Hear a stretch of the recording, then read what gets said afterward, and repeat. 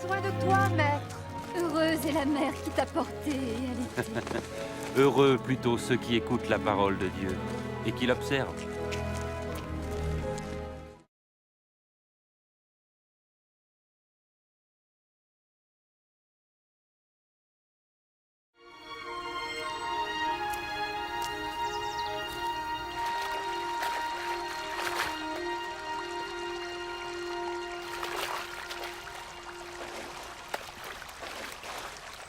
Apprends-nous à prier, comme Jean l'a appris à ses disciples.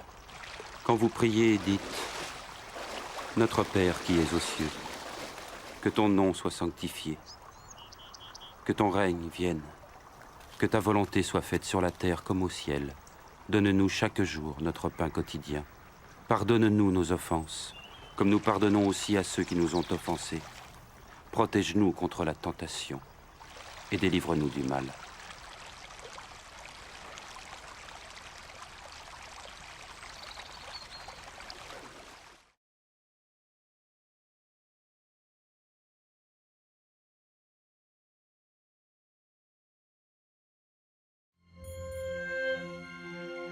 Dans les Saintes Écritures, Dieu déclare que le Messie viendrait pour être le sauveur du monde.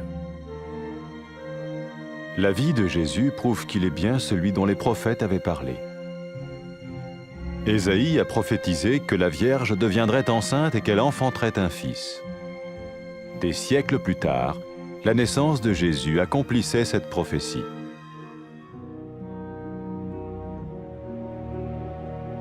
Les Saintes Écritures déclaraient que le saint à naître serait appelé le Fils de Dieu. Cela signifiait que Jésus serait le Fils de Dieu au sens spirituel et non au sens physique. Nous le voyons par sa manière de vivre. Il a guéri des malades, il a pardonné leurs péchés, les a ramenés à Dieu et leur a promis une place dans le royaume éternel de Dieu. Il s'est offert lui-même en sacrifice pour le péché à leur place. Puis il est revenu à la vie, victorieux sur la mort selon le plan de Dieu.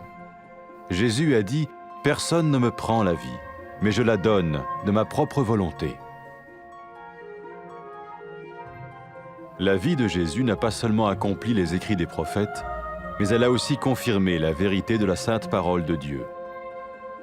Les prophètes avaient écrit « Ta parole, ô mon Dieu, est parfaite, elle dure à toujours. » Jésus lui-même a dit « Le ciel et la terre disparaîtront, tandis que mes paroles ne disparaîtront jamais. » Jésus est venu pour nous donner la vie dans toute sa plénitude. Et quand l'homme a désobéi à Dieu dans le jardin d'Éden, il a choisi sa propre voie et ses actions l'ont séparé du Créateur.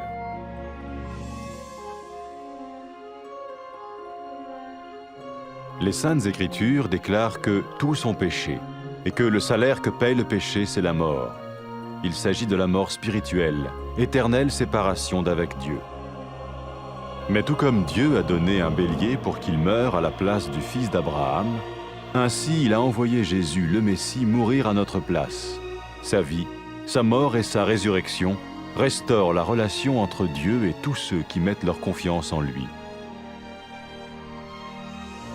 Maintenant, non seulement Jésus pardonne les péchés de ceux qui le suivent, mais il les sauve aussi du jugement éternel de Dieu. Ils sont sûrs d'aller au paradis et de vivre avec lui pour toujours. C'est cette vie et cette liberté de la culpabilité et du pouvoir du péché que Jésus offre à chacun aujourd'hui. Cela ne veut pas dire suivre une religion, mais choisir d'avoir foi en Jésus qui dit « Je me tiens à la porte et je frappe. Si quelqu'un entend ma voix et ouvre la porte, j'entrerai chez lui. » Cela veut dire se tourner vers Dieu et croire que Jésus vient dans nos vies pardonner nos péchés et nous rendre tels qu'il veut que nous soyons. Il ne suffit pas d'approuver intellectuellement ce qu'il dit, ni de vivre une expérience émotionnelle. Nous le recevons par grâce, au moyen de la foi, par un acte de notre volonté. Lorsque quelqu'un est prêt à suivre Jésus le Messie, il peut lui parler par une simple prière. Peut-être êtes-vous prêt maintenant à ouvrir votre vie à Dieu. Si oui, vous pouvez vous joindre à la prière suivante, silencieusement. dans votre cœur. Seigneur Jésus, j'ai besoin de toi. Merci d'être mort sur la croix pour mes péchés.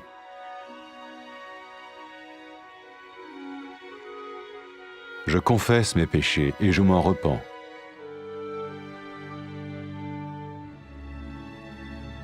Je t'ouvre la porte de ma vie et je te reçois comme mon Sauveur et Seigneur.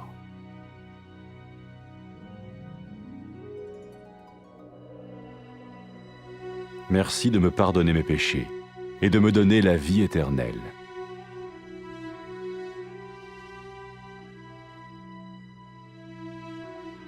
Fais de moi le genre de personne que tu veux que je sois. Maintenant que je deviens l'un de ceux qui te suivent. Amen.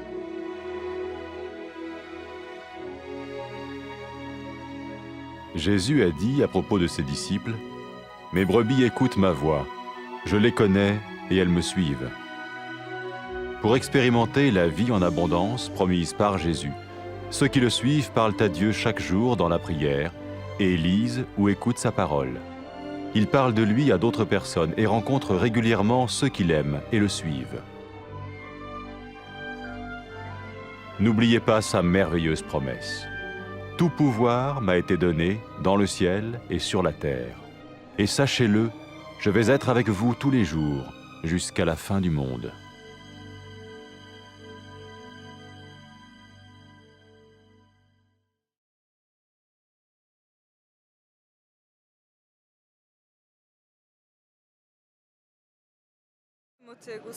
Blagor telesu, ki te je rodilo, in prsim, ki so te dojile. Še bolj blagor tistim, ki Božjo besedo poslušajo in se po njej ravnajo.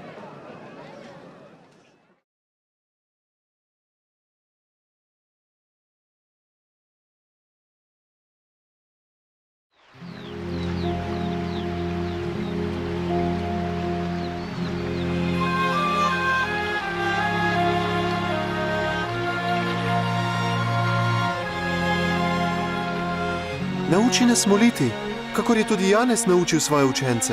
Kadar molite, recite: Oče, posvečeno bodi tvoje ime. Pridi tvoje kraljestvo, zgodi se tvoja volja, kakor v nebesih, tako na zemlji. Naš vsakdanji kruh nam dajaj od dne do dne in odpusti nam naše grehe, saj tudi sami odpuščamo vsakomur, ki nam je dolžan. In ne vpelji nas v skušnjavo, obvaruj nas vsega hudega.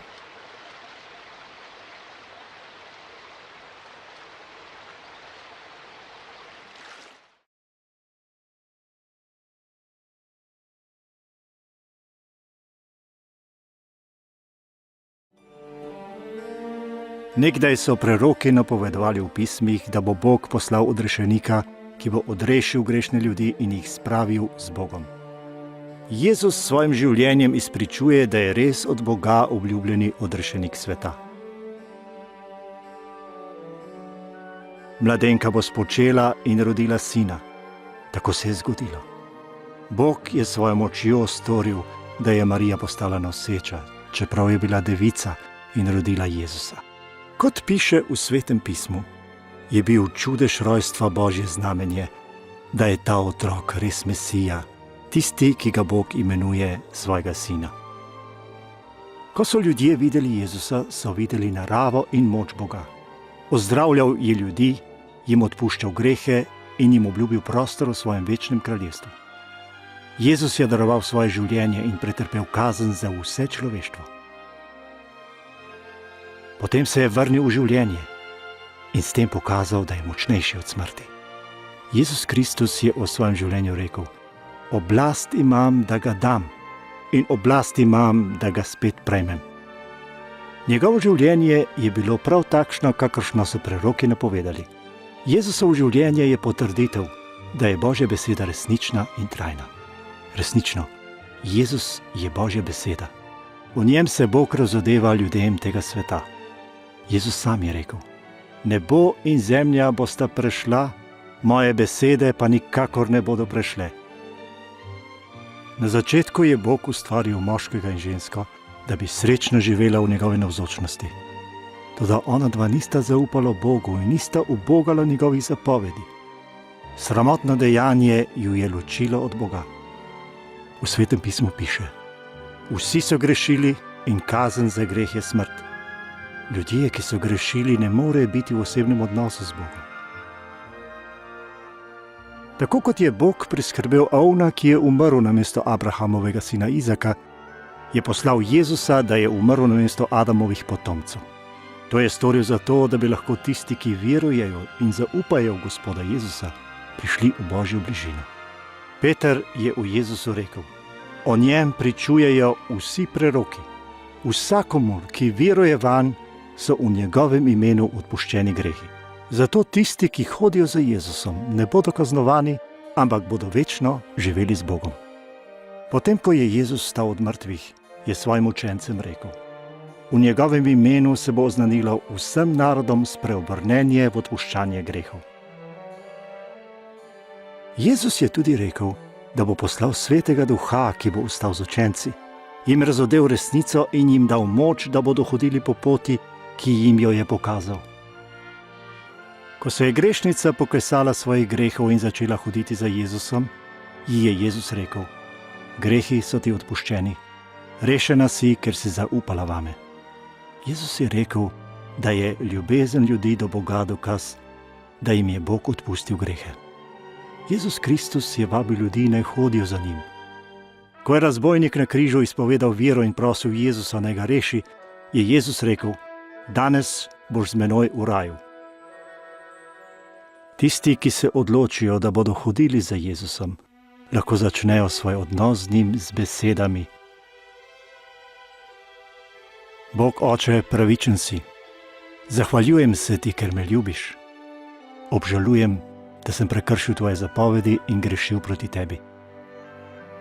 Zahvaljujem se ti, ker si poslal Jezusa, da je umrl na križu namesto mene in potem vstal od mrtvih.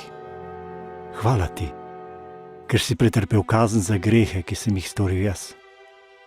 Hočem hoditi za teboj in te sprejeti za svojega odrešenika in Gospoda. Zahvaljujem se ti, ker si mi odpustil grehe in mi odprl pot v tvoje večno kraljestvo. Prosim te, daj mi svojega Svetega Duha, da bo z menoj in me vodil. Naj mi da moč, da te bom ljubil z vsem srcem in živel tako, kot je tebi všeč. Naj te slavijo ljudje po vsem svetu. Amen.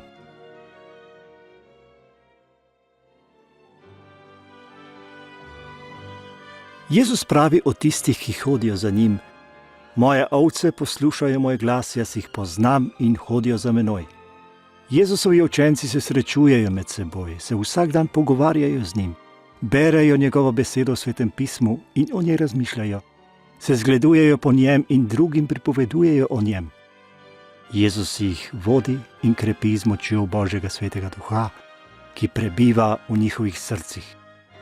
Vedno mislijo na to, kar je Jezus rekel takrat, ko je šel v nebesa. Dana mi je vsa oblast v nebesih in na zemlji. In glejte, jaz sem z vami vse dni do konca sveta.